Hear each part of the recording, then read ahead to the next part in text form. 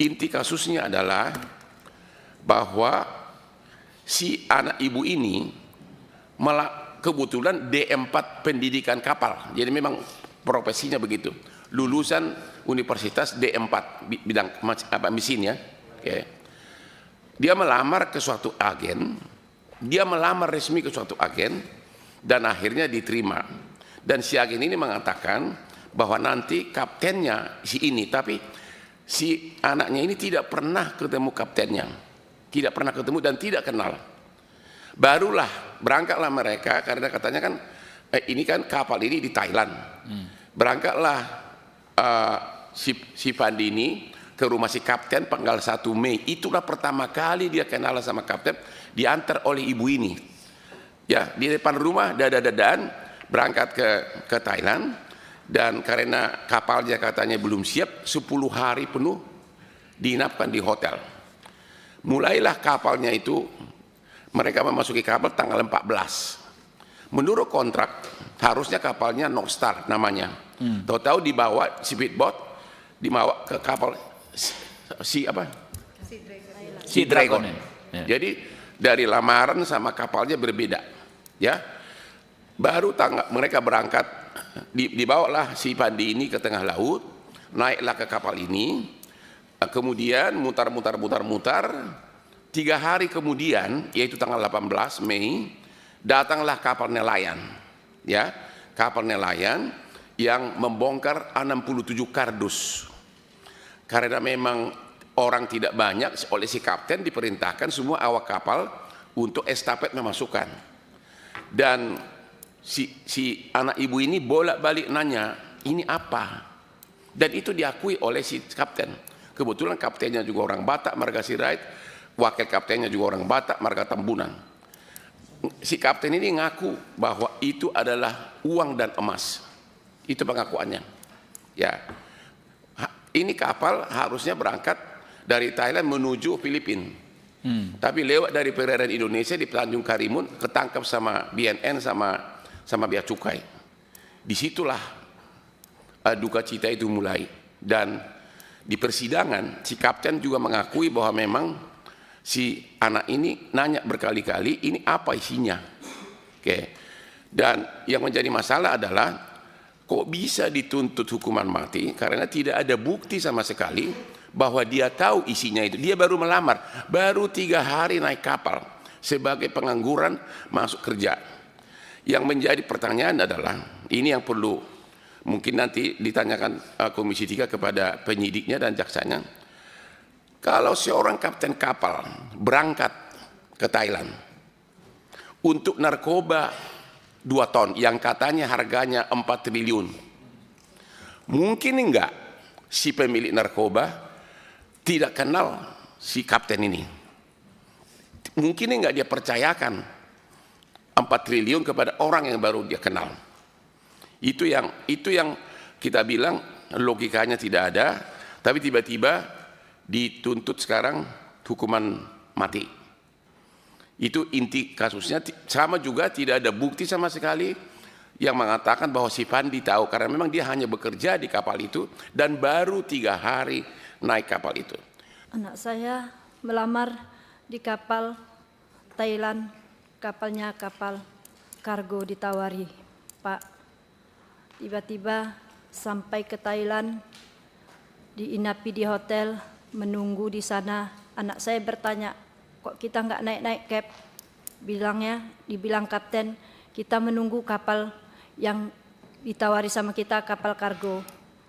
Entah macam mana, ditanya lagi sama anak saya, kapalnya belum siap kita diperintah bawa kapal yang satu ini, kapal tanker.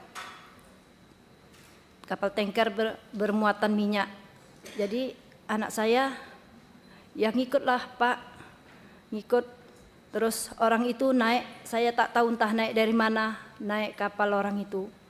Kira-kira ada entah 3 hari, saya dengar anak saya tertangkap membawa narkoba. Makanya kami sebagai orang tua, kami terkejut Pak, kok bisa dia bawa narkoba? kapalnya kok bisa jadi kapal tanker? Dijanjikan kapalnya kapal kargo. Di kontrak kerjanya pun kapal kargo. Jadi saya selaku orang tua, saya mohon keadilan sama Bapak, membantu saya untuk menyelesaikan masalah anak saya ini, Pak. Saya mohon, Pak, karena saya tanya anak saya, dia tidak mengetahui barang itu, Pak. Saya tanya, jadi tahunya dari mana? Setelah penangkapan, Mak, barulah tahu saya itu bawahnya itu narkoba. Jadi apa kamu nggak bertanya? Saya tanya, waktu barang itu masuk disuruh kapten kami mengangkat. Begitu saya angkat, saya udah nggak enak. Saya bilang sama kawan, ya kok ini barangnya, tapi kita mau bawa minyak. Kalian nggak curiga? Kenapa ini tak betul lagi? Masa kapalnya bawa ini kotak-kotak, ini tak betul lagi. Mana tahu ini isinya bom. Itu anak saya bilang, Pak. Jadi kata kawan-kawannya. Dan itu dalam persidangan ucapan dari anak ibu diakui oleh si kapten dalam persidangan bahwa Pak. memang si anak ini terkonfirmasi ya, Pak. Ya, ditanya di sidang, si kapten maupun ada wakilnya Pak Tambunan mengakui memang si anak ini bertanya ini apa. Oke. Gitu. Tapi di persidangan si kaptennya tiba-tiba ngaku bahwa isinya dia tahunya emas dan uang. Iya. Jadi bagaimana mungkin 4 triliun, ya 4 triliun dia nggak tahu, dia dipercaya oleh si kapten, oleh si pemilik kapal. 4 triliun nilainya. Mungkin masih ada, silakan. Sudah itu paginya nggak enak dia, didatanginya kaptennya ke atas, ditanyanya, Cap, itu barang apa? Ayo kita periksa. Mana tahu itu entah bom. Enggak katanya itu uang sama emas. Jadi disambung anak saya lagi, kalau itu uang sama emas, Cap, kenapa dimasuki di ruang palka? Saya tak tahu ruang palka itu apa, Pak. Kenapa dimasuki situ? Enggak apa-apa biar aman katanya. Begitu anak Jadi saya itu diakui bilang. di persidangan. Iya, diakui semua kawan-kawannya, kapten pun mengakui, Pak. Udah itu si Pandi disuruh lagi mencopot di bendera. Dibantah bikin anak saya lagi, Pak. Kenapa dicopot lagi benderanya, Cap? Apa nanti enggak bermasalah? Setahu saya kalau belayar, kapal kita belayar tak boleh dicopot di benderanya. Enggak apa-apa, kata si kapten. Selagi kita belayar enggak apa-apa, nanti kita ganti. Benderanya udah jelek, dibilangnya gitu. Anak saya enggak sanggup menaikkan ke atas itu, Pak, mencopot benderanya, digantilah sama si Leo. Barulah itu tercopot benderanya. Itulah terus, Pak, enggak lama kami dapat informasi tertangkaplah kapalnya. Begitulah cerita anak saya. Oke, terima kasih. Mungkin ada Ya, dari makasih, mohon Pak. izin dari Bapak dari Silakan. Pandi. Saya selaku orang tua dari terdakwa Pandi Ramadan, saya bermohon kepada pimpinan Komisi 3 DPR RI agar anak saya diberi keadilan, Pak. Saya bermohon kepada Bapak, gimana saya memohon kepada Bapak lagi, saya memohon ini, Pak. Penyidik dan kejaksaan JPU mengabaikan fakta di BAP maupun fakta persidangan. Satu, ini orang baru 3 hari kerja dan dia masuk melalui agen. Ya. 2, bahwa si kapten ini narkoba harganya hampir 4 triliun. Kalau sampai didatangkan oleh pemiliknya dari Indonesia, ya berarti si pemilik narkoba itu sudah ada kerjasama dengan si kapten ini. Karena 4 triliun nggak mungkin dong didatangkan untuk 4 triliun orang yang tidak kenal. Yang ketiga, bahwa sesuai dengan 2 minimum alat bukti tidak ada, diakui di persidangan bahwa memang si Pandi ini bolak-balik nanya. Kira-kira begitu. Jadi kami mohon juga agar penyidik dan JPU-nya ya dipanggil di Komisi 3 untuk melindungi rakyat yang susah ini, Pak Ketua. Karena dari segi sebagai ahli hukum, kalau sudah ada diakui oleh semua pihak yang terlibat bahwa si Pandi ini bolak-balik nanya, itu harusnya menjadi acuan bahwa memang dia tidak tahu. Tapi tetap begitu saja langsung dihukum mati. Dituntut mati. Jadi kepada pimpinan Komisi 3 dan juga anggota yang terhormat, nggak ada artinya kedatangan kami ini kalau hanya sekedar dengar pendapat. Tolong dulu dipanggil penyidiknya ini dan JPU-nya, dan bila perlu tim dari kedua belah pihak hadir biar objektif. Sebab kalau kita biarkan terus-menerus begini, kasihan ini orang-orang miskin. Terima kasih Pak Ketua. Kuasa hukum dari Saudara Fendi Ramadan. Saya ini begini pimpinan, saya melihat justru malah ada apa yang terjadi di jaksa ini. Ada sesuatu yang perlu kita gali dari jaksa ini, kok tiba-tiba menuntut hukuman mati kepada ABK tanpa memikirkan unsur-unsur yang justru menjadi pertimbangan sebetulnya. Karena dalam catatan saya ini, Saudara Fandi ini dia bukan pengendali, dia bukan juga inisiator, tidak memiliki otoritas. Nah, kalau kita baca dalam dakwaannya itu, dakwaan dari narasi dakwaan yang disebutkan oleh jaksa, di situ dia tanpa memeriksa dan tidak menolak. Nah, sekarang pertanyaannya, Fandi ini apa dia punya kapasitas untuk menolak barang itu yang dimuat? Artinya ini hal-hal yang perlu dipertimbangkan sebetulnya oleh jaksa sebelum dia menjatuhkan hukuman mati. Nah, saya berpikir begini, justru malah saya bertanya-tanya ini, jangan-jangan jaksa ini bagian dari mereka.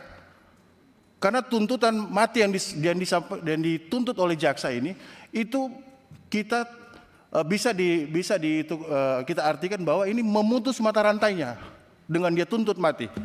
Sementara ada DPO, Mr. Tan dan Jack Tan itu yang masih belum ditangkap. Itu otak utamanya mereka belum ditemukan, malah ABK dituntut maksimal. Jadi pertanyaan kami di situ, kenapa mesti dituntut maksimal seorang ABK sementara ini otaknya belum ditemukan? Jangan-jangan dia bagian dari mereka untuk memutus mata rantai narkoba ini. Itu mungkin dari kami pimpinan, kami perlu menghadirkan mereka supaya ini APH ini yang nakal-nakal ini supaya ditindak tegas, supaya institusi jaksa, kepolisian, mitra kami tetap namanya terjaga, tetap baik di masyarakat, kepercayaan masyarakat tetap institusi ini tetap dijaga. Terima kasih pimpinan. Assalamualaikum warahmatullahi wabarakatuh. Kalau kita melihat uraian dari kasus ini, tadi Bang Hotman sudah sampaikan dan menurut saya ini cukup fair. Ya, di dalam masalah hukum itu kan terkenal audi et alteram partem. Kita juga harus mendengar dari dua belah pihak. Dan Bang Hotman sudah bicara secara terbuka pimpinan. Maka jikalau berkenan, penyidik dan penuntut umum itu kita undang ke sini untuk mengungkap hal ini seterang-terangnya, seadil-adilnya, untuk menjawab rasa keadilan yang tumbuh di masyarakat. Yang ketiga, kita bicara mengenai narkoba. Nah, ini juga berkaitan dengan kapal dan pelayaran. Berdasarkan undang-undang tanggung jawab sebuah kapal itu ada di tangan nakoda. Baik itu masalah muatan, keselamatan, semua ada di tangan nakoda. Nah, kalau yang tadi diungkapkan bahwa Saudara Fandi, ya, mohon maaf ya, Saudara Fandi ini kan tidak tahu menahu mengenai masalah ini. Nah, ini yang perlu kita gali, ya. Awalnya kapal kargo, kemudian kapal tanker. Fakta-fakta ini sangat mencurigakan, ya. Naik tidak tahu kapannya, tidak kenal orangnya, di tengah jalan pun juga tidak tahu. Oleh karena itu perlu sekali kita menggali, kenapa penuntut umum itu sampai menuntut sedemikian beratnya masalah seperti ini. Untuk kasusnya Fandi ini, dari semua fakta yang kita ketahui ini, semua berlawanan dengan tuntutan yang ada di pengadilan saat ini. Kecuali satu, BAP waktu dia diperiksa didampingi oleh pengacara yang disediakan oleh penyidik. Yang di situ dinyatakan dia terlibat. Terlibatnya kita tidak tahu di sini karena kita tahu BAP-nya seperti apa ya. Persekongkolannya, permufakatannya di situ. Hanya itu yang menegaskan dia terlibat dalam konteks penjualan atau pengadaan atau penerimaan narkotika itu. Ini juga perlu diuji kembali. apakah memang BAP yang dibuat itu, yang ditandatangani oleh saudara Fandi itu memang real pengakuannya atau ada tuntunan tertentu dari pihak tertentu yang kamu terima saja, kamu tanda tangan saja. Ini juga kita tidak tahu seperti apa isinya, mungkin perlu pendalaman lagi. Tapi dari kisah seluruhnya, yang bersangkutan patut diduga menurut kita ini ya, menurut kita dari fakta yang kita dapatkan dari berbagai macam informasi, termasuk fakta persidangan dari Pak Hotman ini, ya, saudara Fandi sebenarnya belum layak untuk dikatakan dia adalah sebagai terdakwa atau pelaku di situ, ya. Kecuali dia yang kuat sekali untuk membuktikannya di samping BAP tersebut. Ini pendapat. Terima kasih Pak Ketua.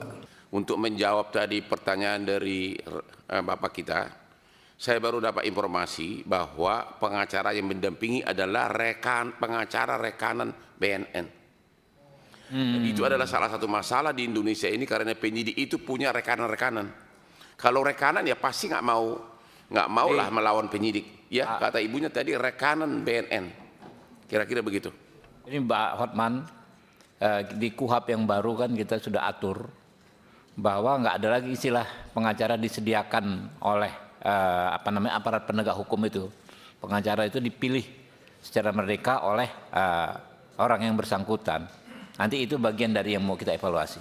Kapten ini ada yang tanggung jawab terhadap pelayaran, keselamatan kapal maupun keselamatan ABK. Semuanya ada di tangan kapten. Jadi seluruh kegiatan yang dilakukan dalam kapal tersebut adalah atas perintah kapten.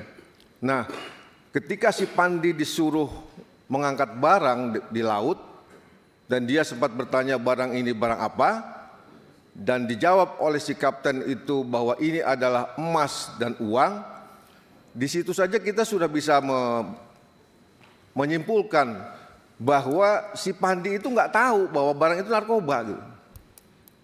Nah, kalau yang bersangkutan itu tidak tahu itu narkoba, saya rasa tidak layak si Pandi ini dituntut dengan hukuman mati. Oleh sebab itu sangat penting kita mendapatkan informasi dari aparat penegak hukum yang melakukan proses terhadap perkara ini. Juga dalam kasus Pandi, BAP semua saksi mengatakan si Pandi bolak-balik bertanya, diakui di sidang, berarti dia tidak tahu. Dan sebagai terakhir nanti mohon izin benar-benar ibu dua ini mau datang ke depan untuk bersalaman dengan Bapak Profesor yang ganteng ini. Aman Pak, ntar kita yang ke sana ke depan.